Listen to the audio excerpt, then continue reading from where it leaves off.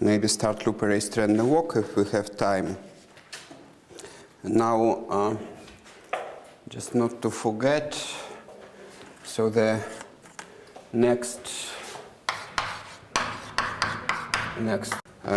so there are 2 Fridays which are out because of Easter. So the next lecture is Friday, let me think, 3/10 minus 2/8. Friday 8, yeah. 8th, and then it's April 15th, and so on. Okay. So what we did last time, if I recall correctly, we proved by sort of careful counting that there is a Hölder parameterization. So basically,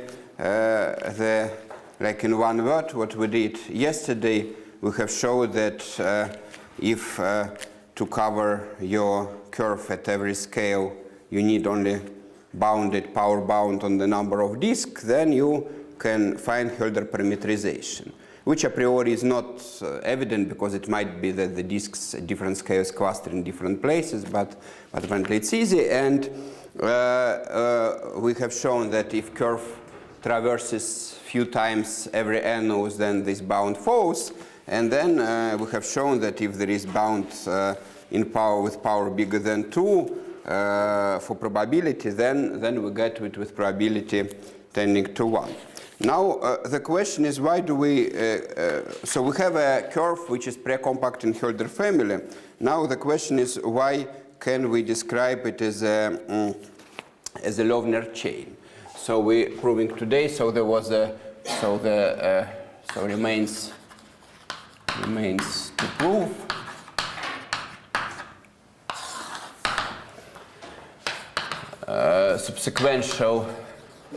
Subsequential limits of Piana, this Piana UST curve can be almost surely described by Loevner evolution.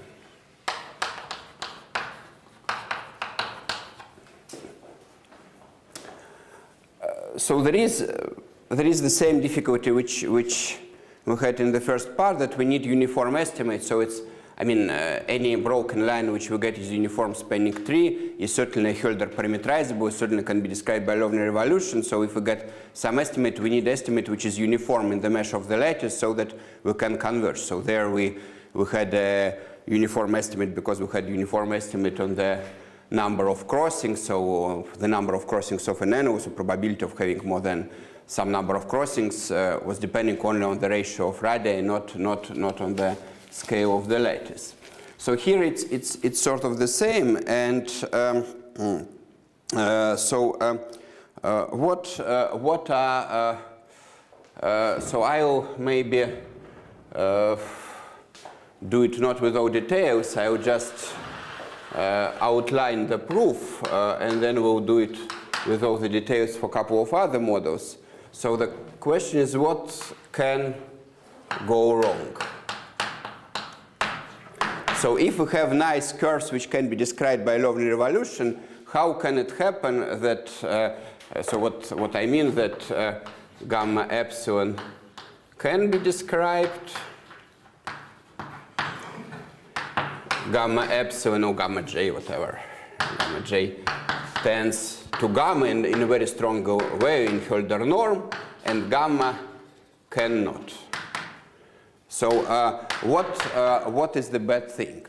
Essentially there are two bad things which can happen, which we have to outlaw. So what is the first thing? We need the tip to be always visible. So I don't know how Wendelin denoted it, but always visible in, let's say, in omega t, which is omega minus the how of the curve gamma 0 t. So basically what I denote here, so there is domain omega, we grow our curve, say, from point A from point B, and then we grow our curve, so at some point we get a picture like that, gamma 0 t. So by the how I mean, so I put an observer at B, and it looks at the part of the domain which he can see. So this is this part. So this is the only thing which he can see. So he cannot see inside the curve gamma. So if gamma touched itself, then he or she cannot see whatever is surrounded here. So this is the how. So let's say maybe it's easier if I just denote this. So this is the component connectivity component of omega minus gamma 0 t containing the target point, containing B. So our Lovni revolution, it goes as a conformal map which is normalized at B. So we describe everything by Lovni revolution by a map GT which maps this blue domain. Which maps this blue domain. So we need this tip to be visible to speak about it in the first place. So how can it happen that it is not visible? Well, so the bad scenario is the following, that we have our curve, so it went something like that, so it almost touched itself, and then it went inside for a very long time, and then it went out. So what happens in this situation, which is certainly occurs with some very small but positive probability for a given UST on a lattice.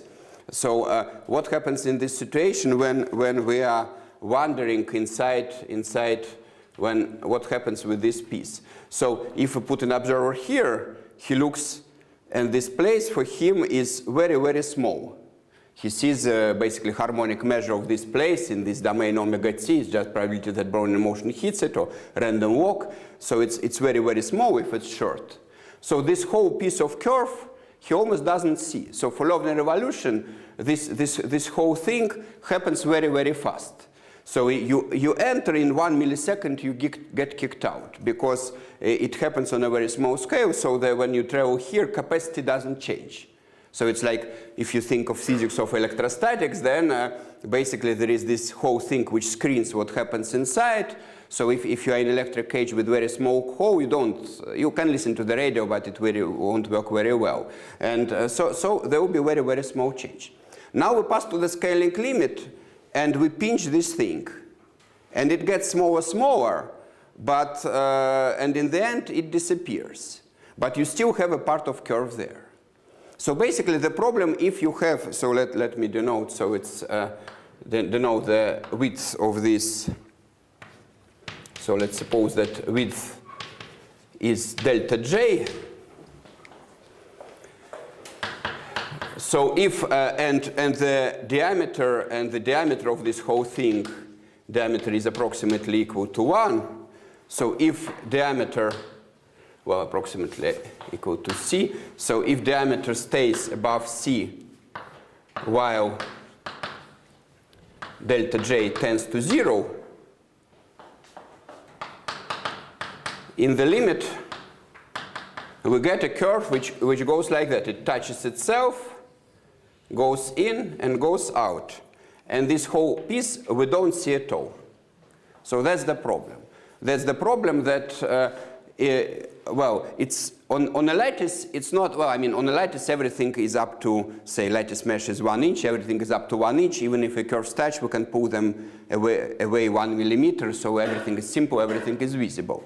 But in the limit, if, for example, here there was a gap of 3 lattice steps, we entered in, we went very far back, we got out, then we pass a limit, these 3 lattice steps tends to 0. And if we get a curve which did this thing, so it touched itself, went in a surrounded component and got out. So this thing certainly happens for uniform spanning tree. There is, for each uniform spanning tree, there is at least one, or actually there are several realizations where this happens. The question is whether it happens with positive probability. So we need to show, so this can happen,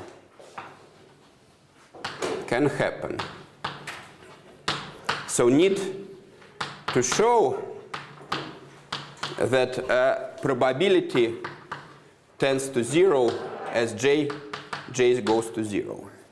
So we need to show that probability of this event has to go to 0 if the diameter will keep fixed, but the probability of this event goes to 0. Or alternatively,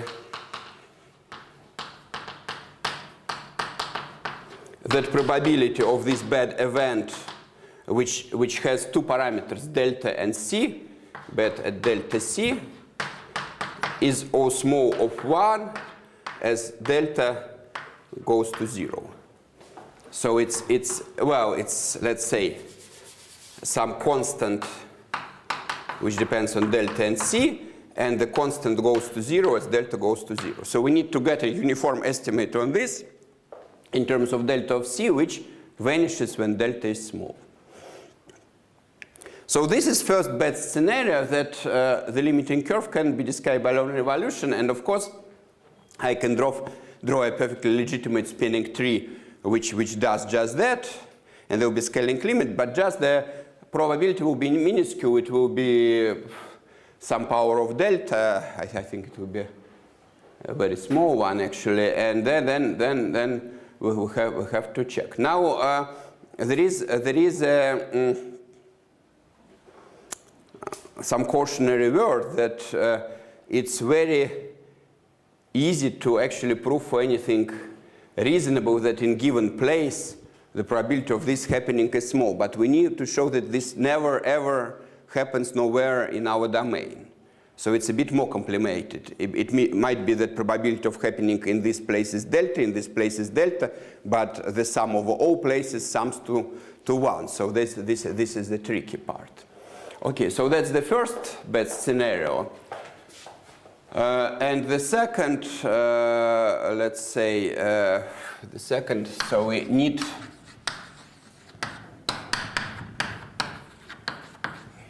to show that, if we do this, if the first thing is done, we can describe our curve by Lovener chain, but not necessarily by Lovener chain growing continuously at one point. So if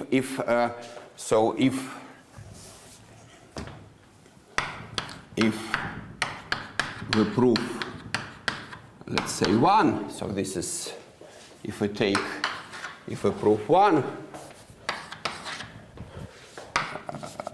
so let me say gamma can be described by what I call Lovener chain. So slightly more general than Lovener evolution. So it's grows not necessarily at one point, and or it grows at one point, but the point jumps around. So essentially, what we need to show that no jumping occurs. So we need no jumping. So basically, what is the bad? Again, let me draw a bad scenario. Suppose that we were growing and now our tip is here. But now, what happens if our curve goes horizontally some distance and then turns up? So what happens for an observer who is very far?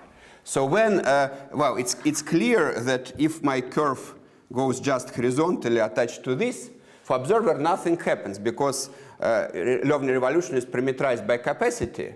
If I add nothing, capacity doesn't change, so nothing has happened. So he doesn't see that the tip has moved as long as it's on the line. Now, if it's slightly above the line, then what happens is that capacity changes very little. So it sees that the tip moves, but it moves very fast. So in the language of, let's say, if I draw the driving term, so how we denote it, it's WT. So it was at 0 in the beginning, but then in this period, capacity changes very little, but it moves away very fast. So it goes like that, and then we start something normal. Now, what we can do? So this again perfectly legitimate behavior on a lattice. On a lattice, you can just imagine uniform spanning tree where there is a branch which goes along the line one step away. There is such a spanning tree, so it occurs with positive yet very small probability. Now, what happens with the scaling limit? So with the scaling limit, you get a thing which goes along the line. So W of t would just go like that it suddenly jumps and then becomes normal. So it's discontinuous, which is bad for us because we use characterization of Brownian motion. We use Levy characterization. If process is a martingale and its square minus t is a martingale, then it's Brownian motion. But this characterization assumes that process is constant. Continuous. So it assumes that the process is continuous.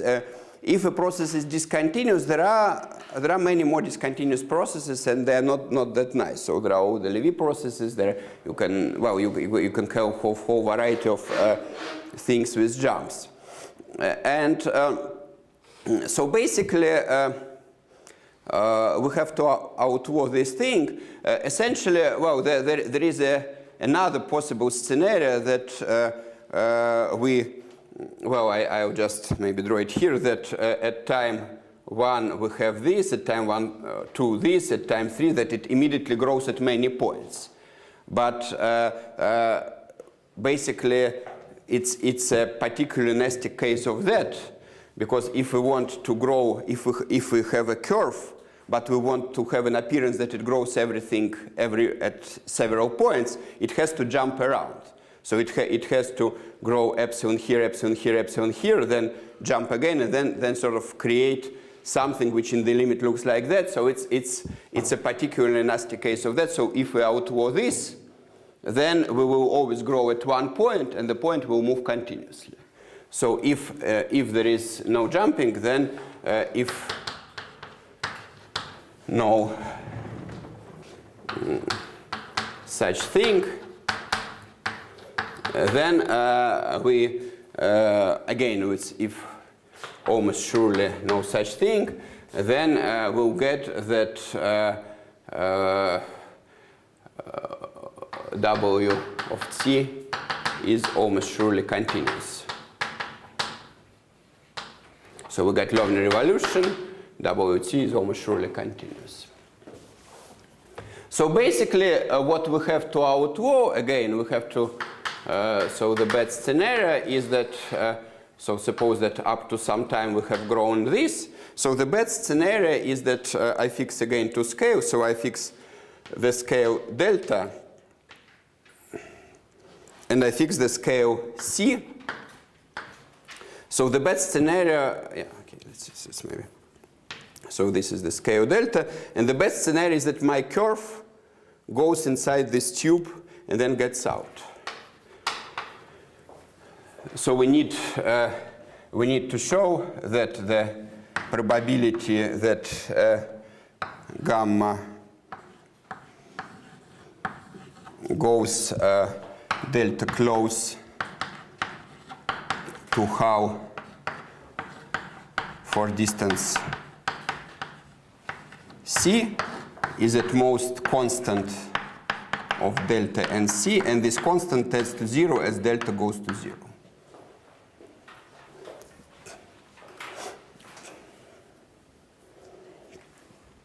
So those are two problems, and essentially, I mean, these two problems happen because we describe our curve not in a Euclidean metric, but rather in conformal metric by conformal observer.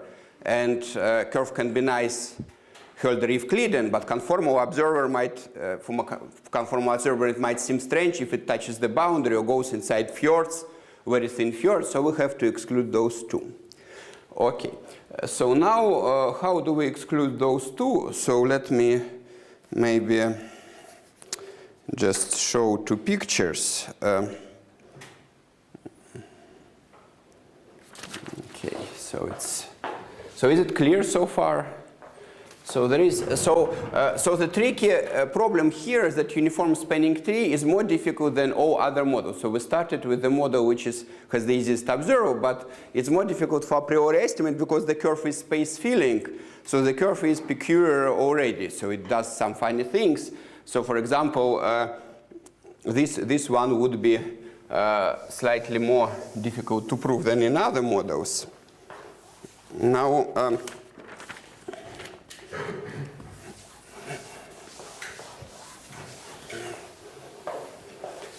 So I will do sketch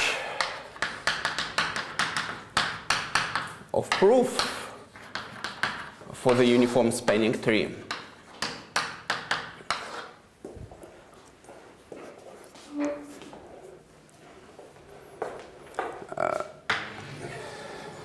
So let me draw this picture again.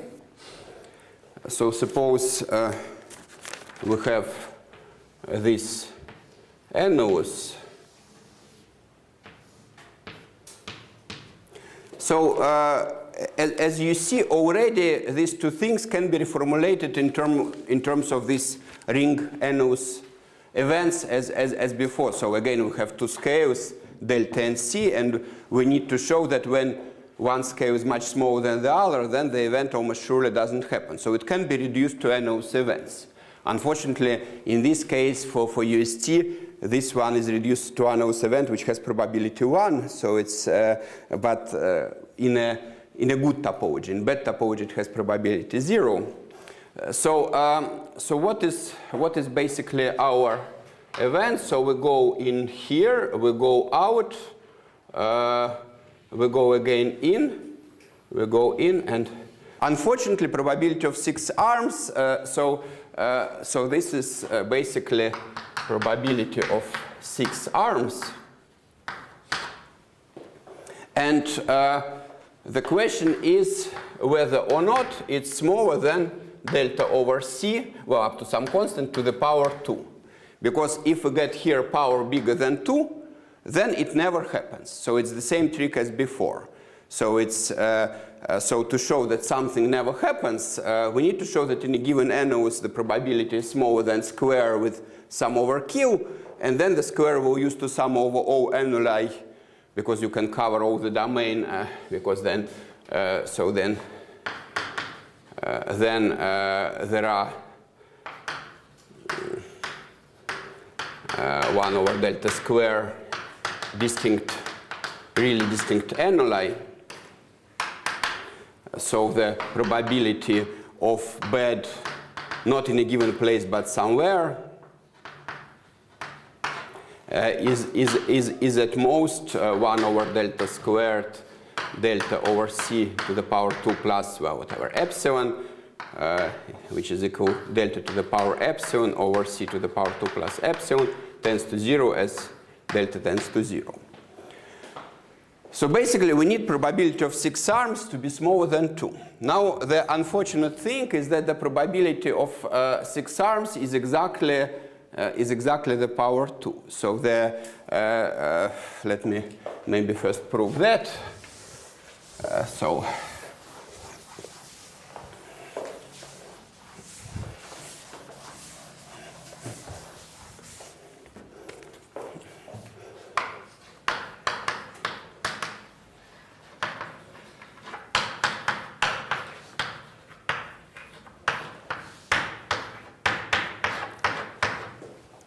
What is the probability of 6 arms? So probability of 6 arms is essentially, if I draw here UST, so what does it mean in the language of UST? In the language of UST, it means that there is a UST which goes like that, and there is UST which goes like this.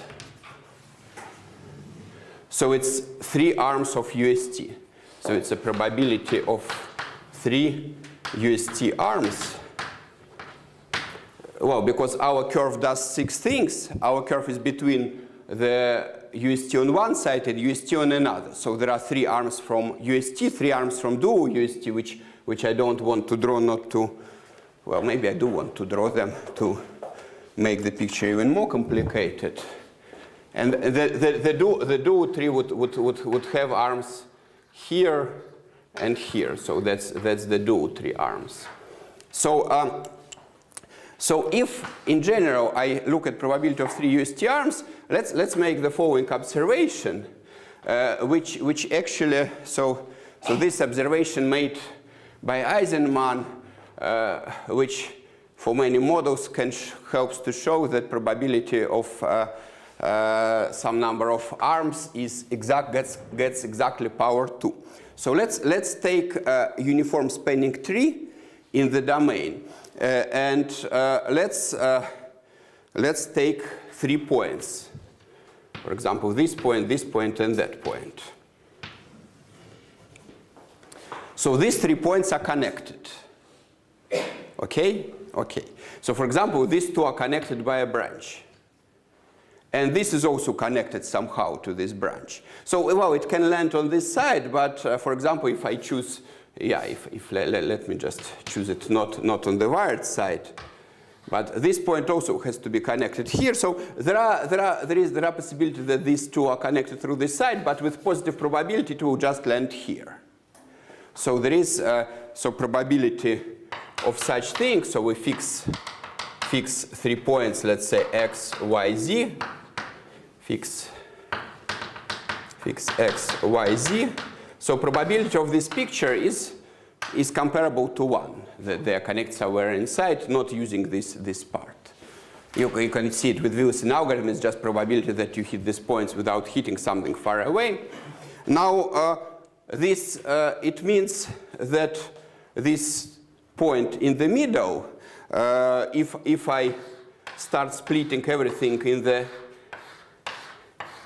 squares of size delta, more or less you can show that this point will be distributed in sort of uniform fashion.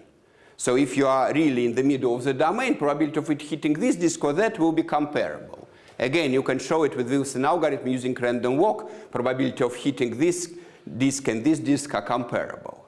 But well, okay, so that doesn't really matter how you prove it, but then you from this you can deduce. So so if this point is, let's say, C, that C is uniformly distributed. So probability that you have C in a fixed scale, fixed disk of radius delta is approximately delta squared.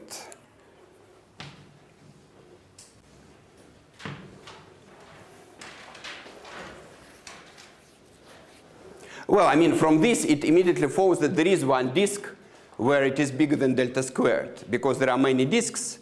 So it sums to 1. So at least one disk should have more than its share.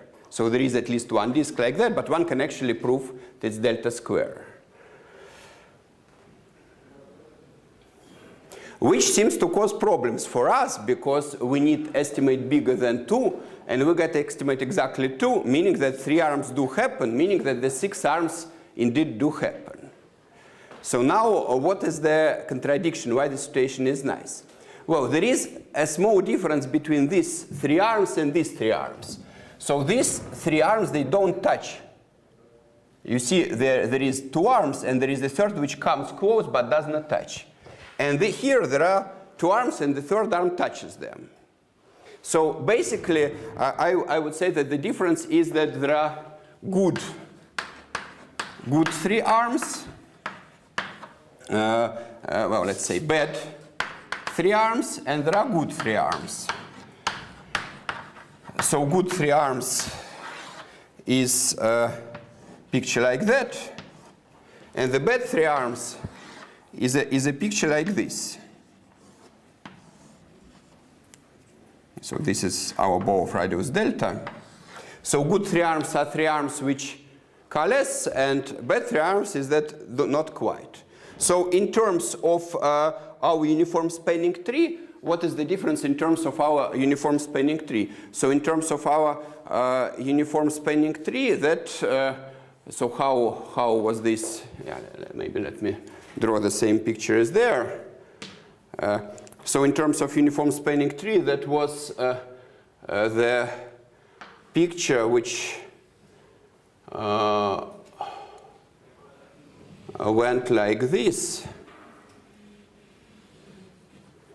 And here, in terms of the uniform spanning tree, it is a picture which goes like that.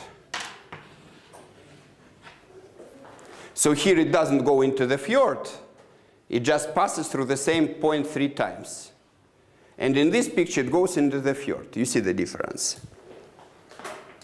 So this picture, you just pass through the same point thrice. It's not a problem, and it will happen because we have a space-filling curve. So if you have a scaling limit of a space-filling curve, so you have to fill the whole space.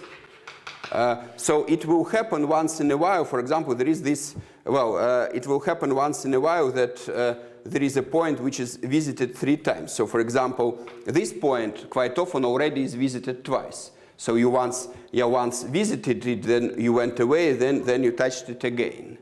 And then you will come the 3rd time. So this is just a proof that such points happen. So the good 3 arms, they do happen, because if you have a space, if you have a Peano curve, there will be, well, that's a good topological exercise. If you have a Peano curve, there will be points which it visits 3 times. You cannot draw a Peano curve which visits every point only twice. So that's, is it an easy topological exercise? Yeah, it is. So it's a topological exercise that, not for this course, exercise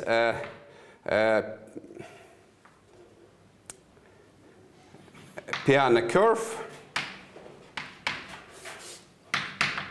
visits some points 3 times. So whatever Peano curve you draw, there will be points which it visits 3 times or more. So you cannot draw it so that it visits every point only twice.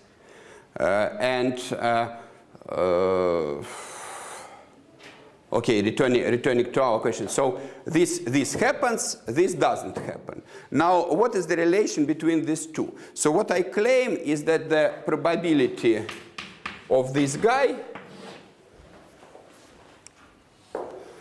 is smaller than some constant of delta. So let's say it's smaller than delta times, I didn't leave enough space, delta times probability of that guy, which is delta times delta squared, so we are done.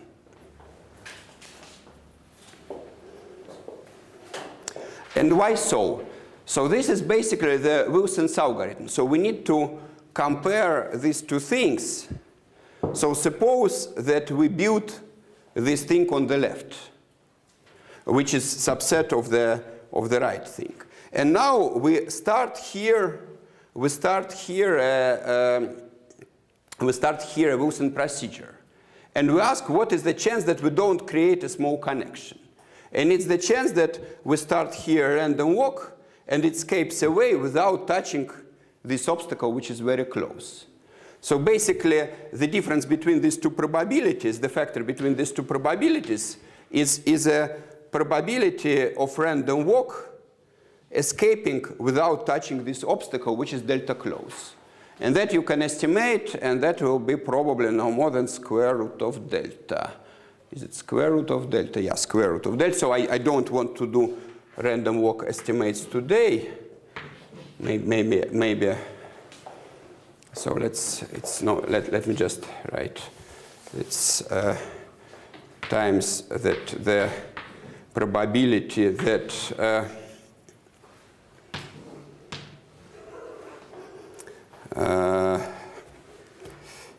what are the points? Let's say u, and this is eta. So probability that random walk from U escapes C, bow of radius C, without touching eta.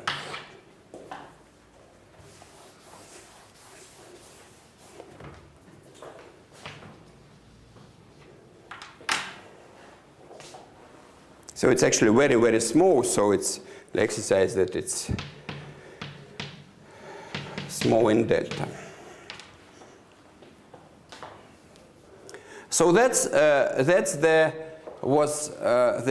difficulty. The difficulty is that for space filling curves, you always have good 6 arms. So it's so for space filling curves, you always have points which I visited 3 times, meaning that you have six arms. 2 arms for the first visit, 2 arms for the second, 2. So good 3 arms will occur, so we have to make a difference between good and bad. If kappa is smaller than 8, so all other models, all reasonable models, this doesn't occur either, so it's easier to do this estimate.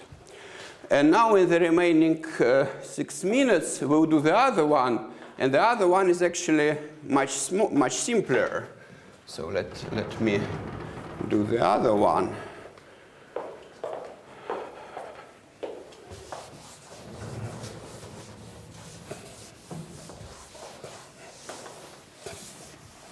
And the other one is much simpler because essentially if we do it with annuli, I mean it looks like we have an annulus with parameters delta and C. But actually we go not inside the sector, but we go inside the strip. And strip, it mapped to a sector by a logarithmic map, so it's actually the same as a sector, but much, much longer. So it's much harder to go inside a strip than to go inside an annulus. So here the easy thing. So if we have this strip which has length C and width delta, so what we can do,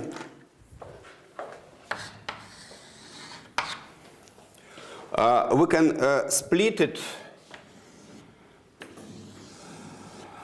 for example, into several annuli. So we start here, then we go here, then we go here.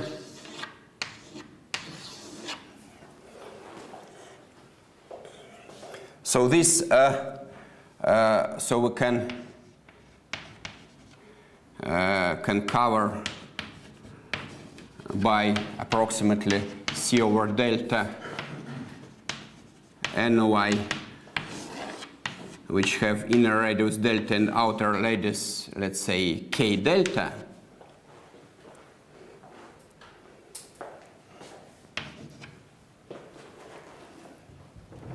So we get that our probability in question is at most probability that you make a bad traverse of individual annulus. So it means that the probability that in the individual annulus, and individual annulus, you see where they are always close to the boundary. So it's at most probability that you escape this annulus without touching the boundary. So it's in our case it's random walk escapes annulus not touching the boundary. And this is to the power C over k delta, so a very big power.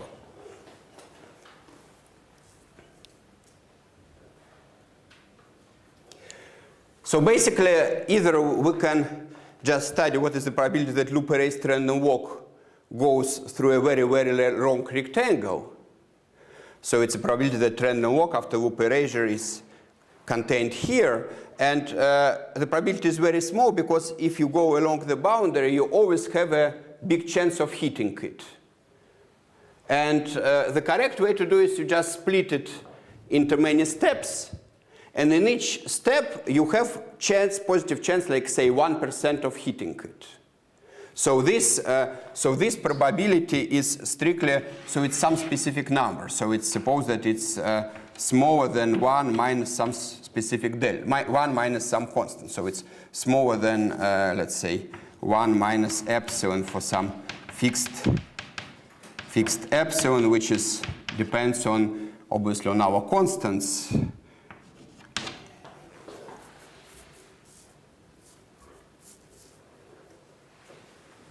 So this is at most 1 minus epsilon to the power c over k delta. And this tends to 0 as delta tends to 0. Because you have numbers smaller than 1, but the power gets very, very big. So this actually tends exponentially with a huge over q, so we don't have to worry about anything. It's not a power law in delta anymore. It's something really, really small. Okay. So that gives the proof for the uniform spanning tree. Now, next we'll do loop erased random walk, and then we'll do percolation, and there maybe there the proof is easier, so maybe I'll just give all the details.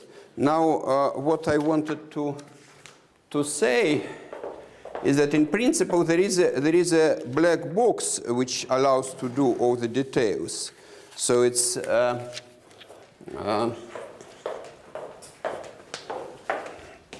so here once again it's more difficult because kappa is bigger than 8. So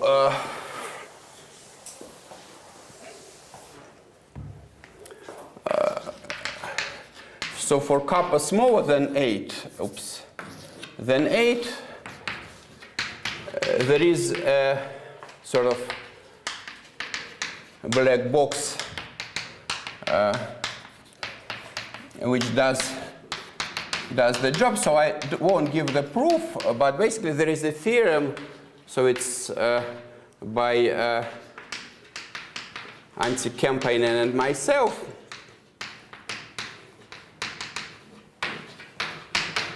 Which tells you that it's essentially enough to check one condition. And usually this condition you can check using the observable you have found. So you can, as you probe the observable, you can get that it's SLE. You can also probe the observable and check that this condition is satisfied. So let me say that this is geometric condition, so condition G. So the condition is the following, that probability that so there exists C positive, so that if you have an annulus with ratio bigger than C, so if you have sufficiently wide annulus,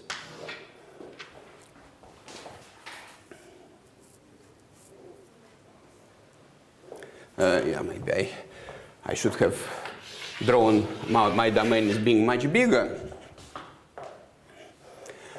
So probability of crossing this annulus, so let me say, I'll write here unforced crossing. I will say in a second what does it mean, is strictly smaller than 1/2.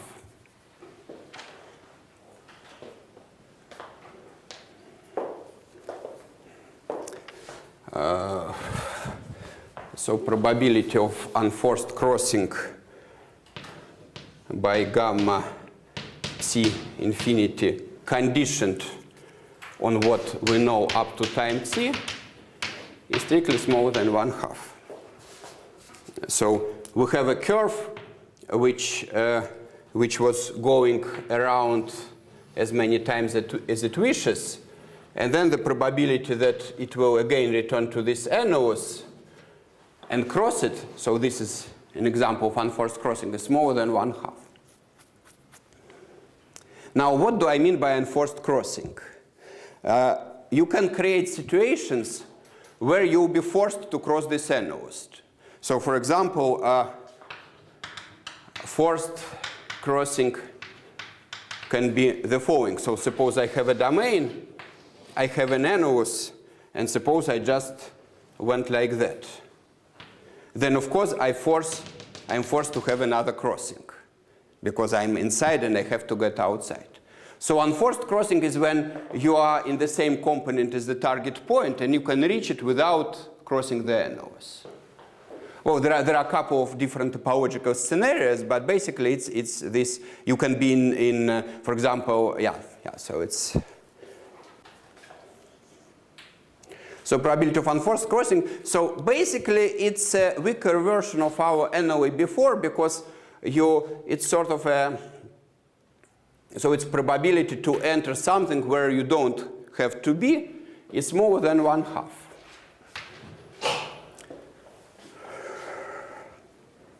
And then you can do the same condition, which we call conformal condition. So this was geometric, this is conformal. So this is where on a boundary of your domain or on a boundary of what you created up to time t, you draw a conformal rectangle. So it's a conformal rectangle modulus M. So there exists C prime, so that if modulus is bigger than C prime, then again the probability of unforced crossing is more than 1/2. So the theorem says first that G is equivalent to C, so you can work with NOA, you can work with conformal rectangles, which immediately simplifies the thing, because that means that the thing is conformally invariant. It's also equivalent to the things G which look like that you do probability in arbitrary NOs R, and you write that this probability is at most constant R over R to the power epsilon. Why? Because what you can do, you can telescope NOA one to each other. If you have sequence of 10 telescoping annuli, and there is an unforced crossing of this sequence, you unforce cross all 10 of them. Each 10 of them gives 1/2, so it telescopes to thing. So this is the first. Second, it is conformally invariant, this condition, which is nice because if you do it in one domain, you can move it to another by conformal transformation. And it's conformally invariant because this condition, conformally invariant, you just speak about conformal rectangles. And the third is that these conditions, they imply everything by Eisenman Bohr chart, etc., which we did up to now. So this implies that precompact in Hölder alpha for some alpha intersection with Lagrange revolution. And the idea essentially is that first, if you have power epsilon for one crossing, then for 2 crossings you have power 2 epsilon. For 3 crossings you have power 3 epsilon. And for million crossing you have power million epsilon, which is bigger than 2. So you do Eisenman Bohr chart. And then also this unforced crossing is exactly like in the proof of UST, is what governs these bad situations. So forced crossing does not kill bad situations, so it's okay. It doesn't contribute to bad situations. Unforced crossings only contribute to bad situations, and that you can also check. So I don't plan on proving this black box. It's not that difficult. So the first, so it's not that difficult. I think maybe main difficulty is the equivalence of all these conditions, and it's a careful play with complex analysis. But essentially, there is just one statement one has to check, so that everything is nice. Now we have a break, so there are exercises after the break because I have to go away now. So the next course is on April 8th. And we'll start with the loop erased random walk. And I think what I will try to do, I will try to give it, since we are parting for 2.5 weeks, as a series of exercises. And then we discuss them at an exercise section and then at a lecture, so that it's understood better. Okay, questions? No, good.